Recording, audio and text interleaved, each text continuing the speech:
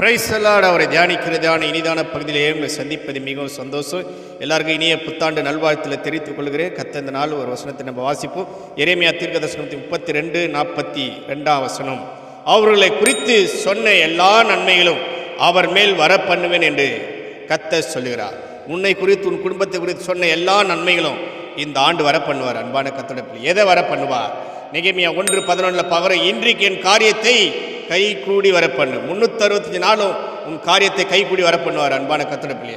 2வது பார்க்குற எரேமியா 33:6 பார்க்குறோம், அவர்களுக்கு நான் சௌக்கியத்தையும் ஆரோக்கியத்தை வர பண்ணுவார். இந்த ஆண்டு முழுவதும் உங்களுக்கு சௌக்கியத்தையும் ஆரோக்கியத்தையும் உங்கள் குடும்பத்தில் ஒவ்வொருக்கும் ஆண்டவர் கட்டளையிடுவார். அன்பான கர்த்தருடைய பிள்ளை.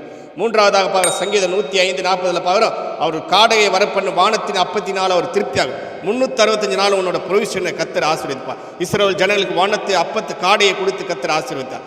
மீண்டும் இனிய புத்தாண்டு நல்வாழ்த்துக்களை தெரிவித்துக் கொள்கிறேன். கர்த்தர் உங்களையும் குடும்பத்தையும் கர்த்தர் ஆசீர்வதிப்பார். ஆம்.